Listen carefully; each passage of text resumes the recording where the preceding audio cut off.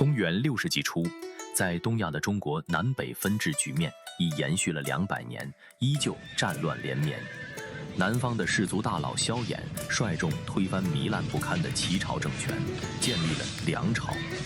北方鲜卑拓跋氏建立的魏朝开始从顶峰下滑，下坡路一路小跑，越滑越快。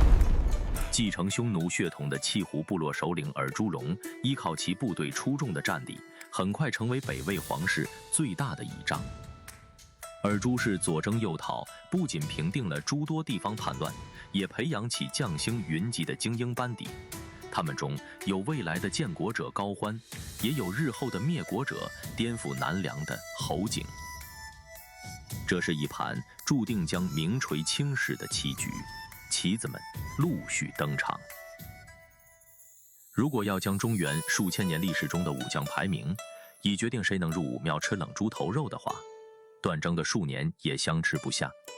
即便以官修史书为信源，把武庙所供奉武将数额扩大到文庙72圣贤其量，争议同样不减反增。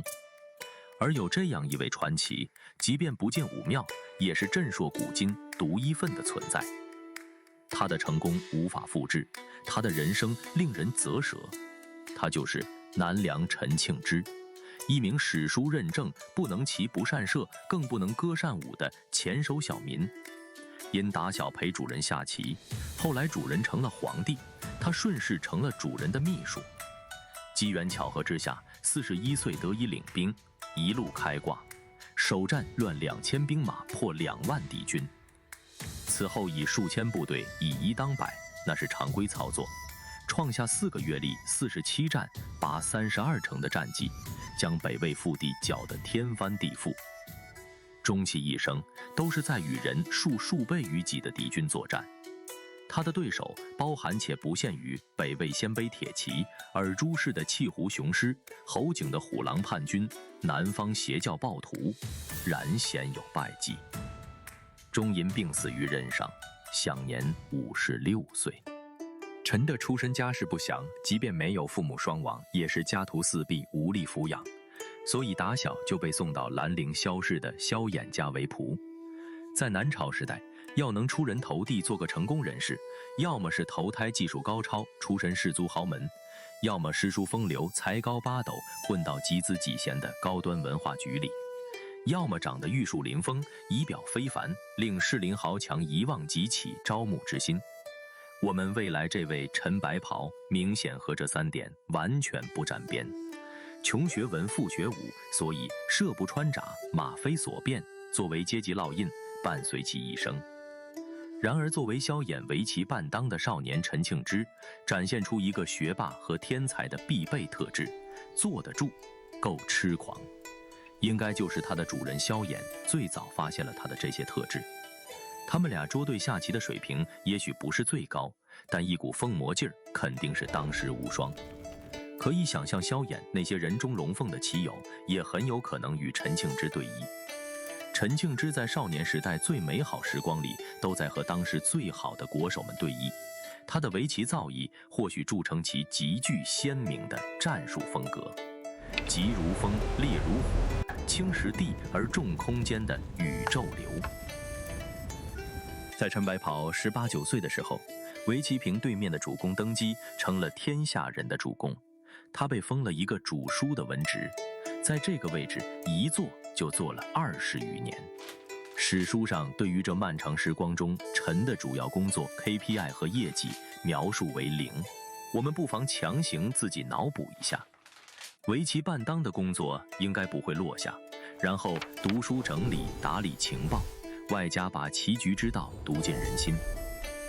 主公梁武帝萧衍治下，对百姓息事安民，不折腾。在朝堂对庶族打开一丝丝门缝，迎来一个海清河晏的小阳春。而在北方，外戚干政的戏码再次开场，随后是与南梁几次边境战役均落于下风，最终迎来了北境6大军阵史诗级的大叛乱。一个南升北降的时代似乎慢慢拉开序幕。能摆脱这种幻觉的，只有当时最清醒的那波弈棋人。无从得知实权老人萧衍何时起意要让陈秘书换岗，外出走基层，出外勤。只知道那一年，老萧刚过花甲，小陈也过不惑。北魏敌方的徐州守将主动愿意献地来投，武帝派皇子萧宗前去接收，随行一众也包括了陈庆之。对于一名情报官转外勤岗，安排这种摘桃子的新手任务，充分体现了领导的关爱。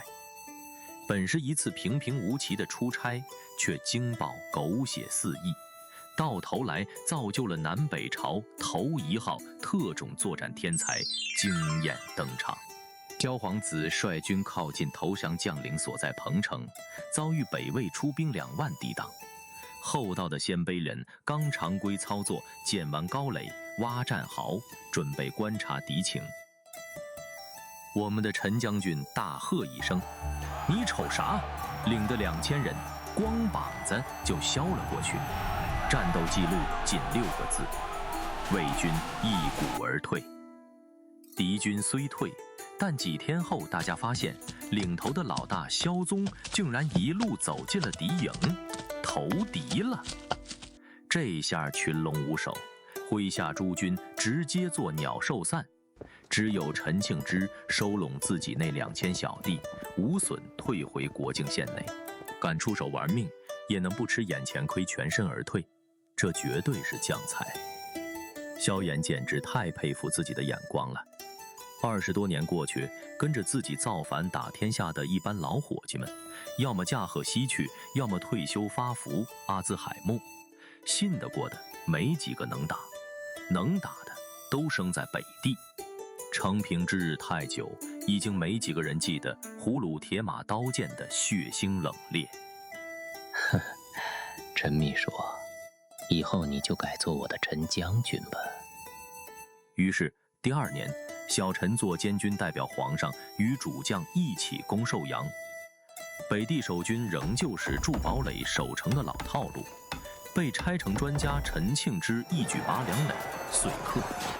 此役后，陈受封关中侯，2年2战，从一个小文员升到侯爵。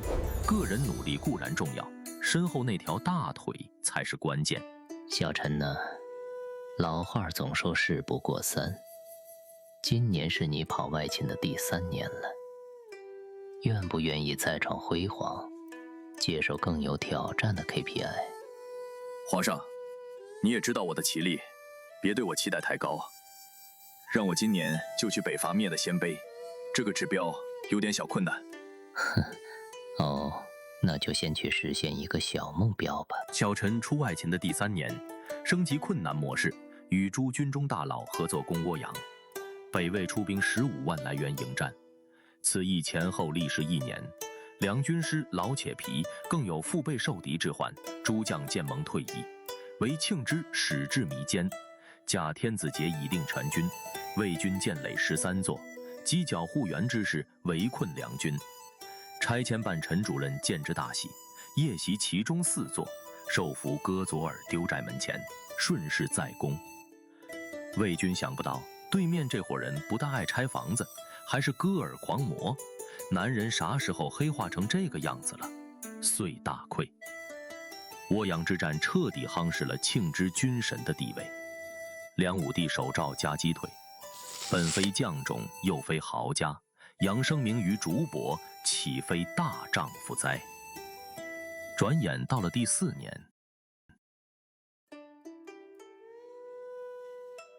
小陈呐，既然你对北人这么熟了，我手头倒有个项目很适合你啊。你知道今年北地发生了啥吗？能不知道吗？时年公元528年4月，尔朱荣掀了桌子，先陈天子与太后于滚滚黄河，再屠北魏文武群臣近2000人，北魏文脉斩断，国祚倾倒。皇上，你不会想着让我率军北伐，趁北地的乱局，去灭了尔朱氏和北魏吧？上下数千年的史书上，北伐从来是文上文人杜撰的精神伟歌，直面政治正确，实操一败涂地，只会带来更多生灵涂炭与袍泽枉死。西局大势已定，上寿千年，下承万载，从来只有北军平南，而无南人北伐一统江山。那你说说看，在我们身处的山河棋局中，北伐为何注定失败？下承之道是从结果去找原因。或云北地民风彪悍，胡虏善骑射，精弓马，行军迅捷，且后勤之类甚少。北方燕赵多平原辽阔，适合大部骑军纵横驰骋，宛如水银泻地，一发不可收拾。如今北地虽乱，却为群雄并起的虎狼之地。此局类阳谷，不日将有枭雄横空出世，非南朝可敌。那么，你认为的上乘之道呢？上乘是要洞悉人心。所谓北伐为文人妄言，主因在南人耽于富足安逸，满足于江南春暖花开、草长莺飞、鲈鱼纯菜之乐，对苦寒北地从无觊觎之心，而北人则相反。故在这片山河棋局中，北人下江南是顺势而为，若砍瓜切菜；南人伐北，则多劳民伤财之无离手。那么你我今身处棋局中，如何自处？我们的后人如何安身立命？等着北人或早或晚杀过来，束手待擒吗？呵呵，皇上，你这又是在考我棋力了啊！我就把你心里的答案老老实实坦白吧。对弈之道，上策是换个棋盘，从源头逆天改命，去新的大陆，封疆拓土；中策是把19道棋局扩为29、39，北结柔然，西通吐蕃，南蒙中南诸藩，东打海中蓬莱。下策嘛，就是将现存棋局中的对手棋子变为我用，改其意志，死中求活。小臣呢，你我都被笔者赋予了上帝视角，却没有上帝的手段，所以在这个空间里，你我的选择只有下策，其他留待后人去完成吧。北魏的宗室元昊联系上我了，愿意来降，并想借兵帮助他回洛阳，平定尔朱荣，重拾旧山河。要不你率军陪他去北方走一趟，看看这枚变色的棋子能在棋盘上搅起多大的风浪。我能拒绝吗？给一个合适的理由先。元昊的谱系离正朔距离有点远了，没啥太大的号召力。其尔朱氏在魏军中势力庞大，连他们皇上都是尔朱荣手中傀儡，更不要说一个偏远宗室亲王了。一旦踏入北地，四面皆敌，十有八九有去无回。我就是给了你一根搅屎棍儿，没指望在你手里能耍出金箍棒的威力。那皇上打算给我多少人去北地霍霍？先说好，人太多我带不过来，还容易被元昊惦记，分我兵权。人太少，元昊会觉得我没有诚意啊。那就别过万吧，再多恐引起北地百姓民愤。南军这些年与胡虏相互攻伐，祸害百姓、伤天害理的事也没少做。这次既然打着元昊的幌子，就不宜装的人多势众太高调。准了。皇上了，我啥时候可以回来啊？等这颗活子又被下成死局的那天吧。懂了。那么皇上，我走了啊。小臣呢，要活着回来啊。我尽量。公元528年，梁武帝以陈庆之为假节骠勇将军，送元昊还北，首战邱大千所部7万，分驻9城据守。白袍强攻，一日献3垒，邱大千降。继而命水上筑垒，为援军于考城，生擒北魏宗室大将袁辉业，所过魏军望风而降。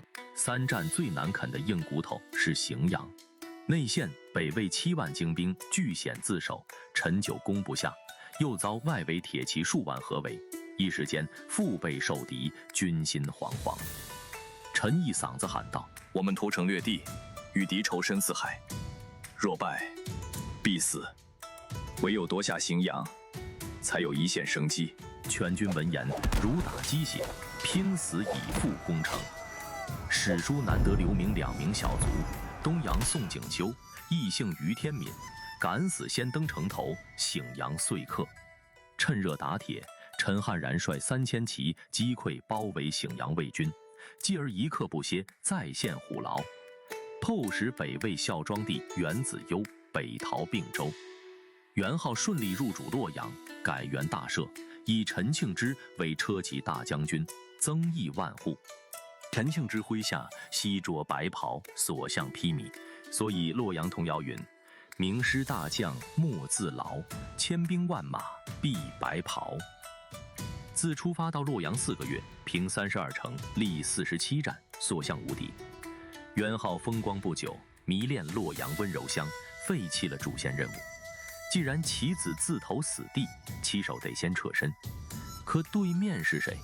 尔朱荣亲率100万大军压阵，队里站着未来北齐高欢、北周宇文泰，还有一票东西魏的开国柱石们，堪称史上最豪华宇宙队。没有悬念，洛阳65日复辟中华炮营，元昊兵败被杀，完成了一根搅屎棍的使命。陈庆之渡河守北中郎城，3天11战，把尔朱部打得肉痛。对方本想撤，偏遇夜观天象的军师，断言天助主公，10日之内可退敌。尔朱荣终于没有逃，而是派小队精锐人马从偏狭处强渡黄河，夹击两军。陈判断该撤了，于是率残部数千连夜东走。玉山开路，玉水架桥，前有旧仇宿敌，后有尔朱穷追。天不作美，暴雨山洪突至，白袍军几乎尽葬于西涧。陈平水性，侥幸存活，于是乔装为僧人，得益于常年在萧衍身边耳闻目睹佛法，一路走来谈佛论经，滴水不漏，终平安南返。论逃生预案，这步棋多半早备在萧陈二人心里。陈庆之的战斗生涯是一部快进的战争史诗剧，而且在上集已经进展到剧情的最高峰，导致下半集相比起来有点索然无味。陈归国之后，仍以功败右卫将军、永兴县侯。第2年，都督元怀诸军。两北地区暴乱四起，妖僧僧强土豪蔡伯龙合伙闹事，数万暴民响应。陈出手10天平乱，传守贼求首级。随后坐镇边防4州5年，与魏互有攻守，胜多负少。又一年，楚州告急，北魏强敌来袭。熟悉的配方，以少胜多，轻骑突袭，风雪夜里打崩对方。北军丢下辎重狂逃，这次的敌军主将名叫侯景，一个左右腿长短不一的越野跑步高手。如果有人告诉陈庆之，正是这个侯景若干年后会在江南掀起惊天骇浪，困毙他的主公萧衍，控制整个大梁朝堂，致梁地生灵涂炭，人口锐减，陈会不会自毁？放跑侯景是他一生最大的军事失败。光阴长河浩然而下，一往无前。大同5年539年10月，卒时年56，赠散骑常侍、左卫将军，谥曰武。10年后，侯景攻取建康，台城失守，梁武帝被困宫中，索一碗蜂蜜水未得，叹豁豁书生而逝，享年86岁，在位47年。那一刻，他或许想起了很多棋局。小陈呐，原来有的棋子变色也是很可怕的，一不小心会让一棋人入局，成为棋子。小陈呐，还记得我们那时候通宵下棋，拿蜂蜜兑水充饥的事吗？你现在还有蜂蜜吗？我好饿啊。布衣白袍陈庆之，默默无闻数十载，北地血战仅数年，就换来赫赫威名与漫天的传说。